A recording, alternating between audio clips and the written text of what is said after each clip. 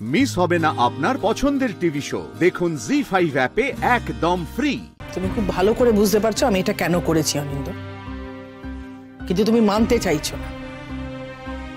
চিরটাকাল আমার থেকে মেঘকে তুমি অনেক বেশি বোঝো, ভালো বোঝো, শুধু তার মনের কথাটা বোঝোনি। মনের কথা, মুখের কথা আমি কিচ্ছু শুনতে চাইছি না। তুমি যেটা করেছো সেটা অত্যন্ত ইরেসপন্সিবলের মতো কাজ করেছো। তুমি কিভাবে নীলকে ওর ঘরে এতক্ষণ অ্যালাউ করলে? তুমি শান্ত হও, শান্ত হও, মাথাটা ঠান্ডা করো। চিৎকার চেঁচামেচি করে প্রেসার বাড়িয়ে তো কোনো লাভ নেই অনিন্দ। যেটা বাস্তব, যেটা সত্যি, সেটা মেনে নেওয়ার দরকার। কি বাস্তব, কি সত্যি, কি বলতে চাইছো তুমি? তুমি কি আমাকে বিশ্বাস করতে বলো? তুমি সত্যি সত্যি মেয়ের চোখে নীলের জন্য অপেক্ষা করা দেখোনি? তুমি বোঝোনি যে বারবার কেন একই কথা জিজ্ঞেস করছিল, কে এসেছে আর কে কে এসেছে, কার জন্য অপেক্ষা করতে চাইছিল? বোঝোনি তুমি? মেঘ এখন মানসিকভাবে দুর্বল হয়ে আছে। আমাদের উচিত ও যাতে নিজের পায়ে দাঁড়াতে পারে, মাথা উঁচু করে দাঁড়াতে পারে, সে ব্যাপারে সাহায্য করা তাকে।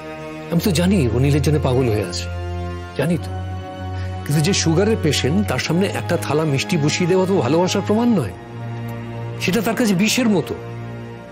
ছোটবেলায় যখন মেঘ তোমার কাছে ওই রং দেওয়া আইসক্রিম খেতে চাইতো, তুমি দিতে না, কানাকাটি করতো, তবুও দিতে না। কিন্তু কেন দিতে না? কারণ সেটা তার ক্ষতি করবে, সেটা তার কাছে বিষ। নীল মেঘের জীবনে বিষের মতো। তুমি জানো যে ওই সময়টুকুর মধ্যে নীল কতখানি বিষ ঢালতে পারে মেঘের কাঁধে? ও নিজের মতো করে কিভাবে মোল্ড করে নিতে পারে। তুমি আর কখনো নীলকে ওভাবে অ্যালাউ করবে না। তুমি কিন্তু জেদ করছো, অন্যায় ভাবে জোর করছো। হ্যাঁ, করছি।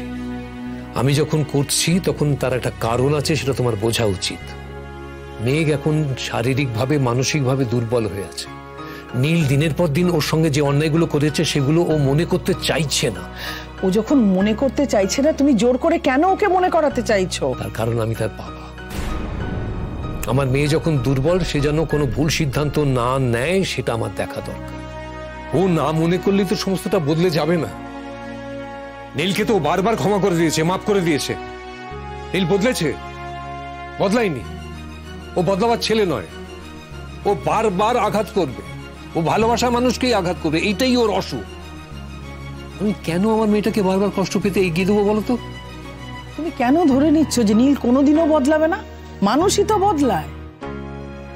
যার সন্দেহ বাতিক আছে না, সে কখনো বদলায় না। নীল এখন অনেক ভালো ভালো কথা বলবে। এরপর যখন মেঘকে কাছে পাবে, তখন ওর সন্দেহটা ওর ভালোবাসাটাকে ওভার পাওয়ার করবে, করবেই। আর তখন কষ্ট পাবে কে? আমার মেয়েটা।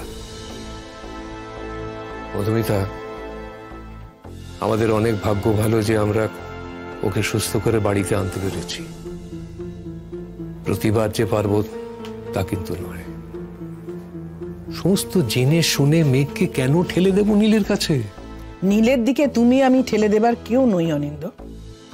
ওরা একে অপরের টানে মিলবে। এই সমস্ত রোমান্টিক কথাবার্তা যেগুলো কোনো কাজে আসে না, প্র্যাকটিক্যালি ইউজলেস।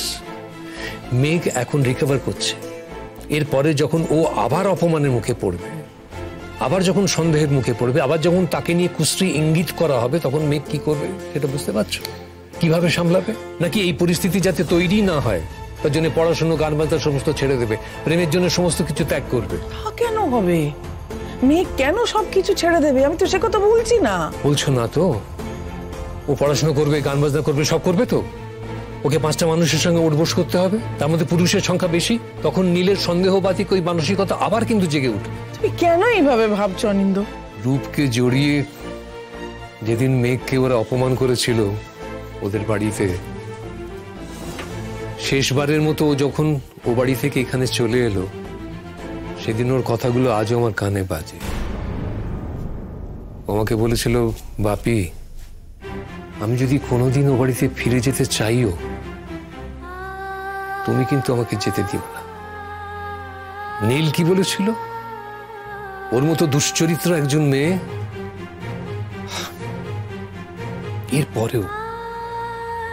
এরপরেও আমি ওকে বারবার জিজ্ঞেস করেছি ওর দুর্বল মনটা দেখে, যে তুই কি ফিরে যেতে চাস?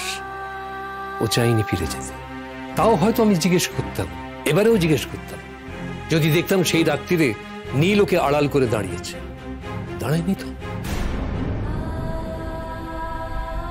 মধুমিতা, আমি চাই আমার মেয়েটা বেঁচে থাকুক, আনন্দে বেঁচে থাকুক। ওর হয়তো ইনিশিয়ালি কষ্ট হবে, কিন্তু মেনে নেবে, মানিয়ে নেবে। একটা সময় সমস্ত ঠিক হয়ে যাবে। ও পড়াশোনার জগৎ নিয়ে, গান বাজনার জগৎ নিয়ে অনেক দূর এগোতে পারবে। হয়তো ওর কোনো সঙ্গী ও খুঁজে পাবে, যার জন্য তার বাঁচার ইচ্ছেটা মরে যাবে না। ডাক্তার কি বলে শুনেছো তো? ওর বাঁচার ইচ্ছেটাই নেই। আর সেই ইচ্ছেটা যদি নীলের হাত ধরে বাঁচার ইচ্ছা হয়? হবে না, আমি হতে দেব না। মেঘের জীবনের ত্রিসীমানায় আমি নীলকে আসতে দেব না। ওর জীবন একটা কালো ছায়া, ওকে সরিয়ে দেব। ওকে অনেক সুযোগ দেওয়া হয়েছে, শুধরায়নি। হ্যাঁ, এখন তোমার নীলকে দেখে হয়তো কষ্টই হবে। ও কিরকম মানুষ জানো? যার কাছে কোনো দামি কিছু, সে মানুষ হোক, সম্পর্ক হোক, জিনিসপত্র হোক, যখন থাকে তখন কদর করে না, যখন চলে যায় তখন হায় হায় করে। করুক, সে যা করছে করুক, আমার ভাবার দরকার নেই। আমি শুধু আমার মেয়েকে নিয়ে ভাববো এখন। আমি বেঁচে থাকতে আমার মেয়েটা এরকম কষ্ট পাবে আমি দেখতে পারবো না। আমি হসপিটালে যাচ্ছি, মেয়েকে নিয়ে ফিরবো।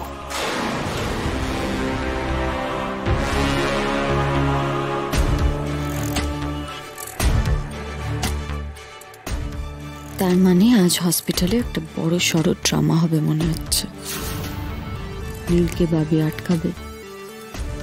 মেঘের প্রতি নীলের প্রেমটা আবার বড্ড মাখো মাখো হয়ে উঠেছে। এই ড্রামাটায় আমাকে এবার একটা নতুন মশলা অ্যাড করতে হবে। রূপ আপনাকে কোনোভাবে সন্দেহ করেনি তো? আরে সন্দেহ করলেই বা কি, আমাদের যা করার আমরা সেটা করে ফেলেছি। এখন সন্দেহ করেও কিছু করতে পারবে না। না না দিব্যেন্দু, আপনি রূপকে চেনেন না। He is dangerous. ওর মনে যদি সন্দেহ ঢোকে, তার মানে কিন্তু আপনার লাইফ রিস্ক হয়ে গেল। আপনাকে মেরে ফেলতেও একবারও দ্বিধা করবে না। এত ভাববেন না। সৃজনী কালকে কেমন পারফরমেন্স দিল সেটা আগে বলুন। She was absolutely great. ও ঠিক আছে তো? ও একদম ঠিক আছে। রূপ ওর সঙ্গে কোনো রকম বাদনামো করার সুযোগ পায়নি তো? না না, আপনি থাকতে থাকতে তো দেখলেন রূপ পুরো আউট হয়ে গেল। ঠিক আছে, এবার আমাদের পরের ব্যাপারটা অর্গানাইজ করে ফেলতে হবে।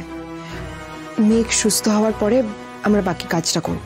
হ্যাঁ, পরের কাজটায় আপনি গ্রিন সিগন্যাল দিলে তবেই আমি এগোবো। ওকে, রাখলাম তাহলে।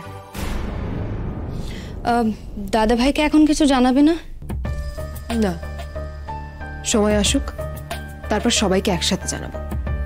হাটে হাঁড়ি ভাঙবো একেবারে, সবাই ছিটকে যাবে। অ্যান্ড রূপ Sanyal will be finished for ever.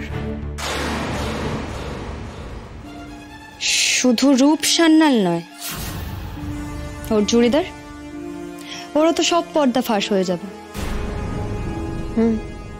হবেই তো, দুজনে একসাথে শাস্তি পাবে। এতদিন অনেক পাপ করেছে, যথেষ্ট। এবার ওদের পাপের ঘড়া পূর্ণ হয়েছে, এবার তো শাস্তি পেতেই হবে। আর ওদেরকে এই শাস্তিটা আমি দিয়েই ছাড়ব। জি5 ডাউনলোড করুন আর সব এপিসোড দেখুন একদম ফ্রি।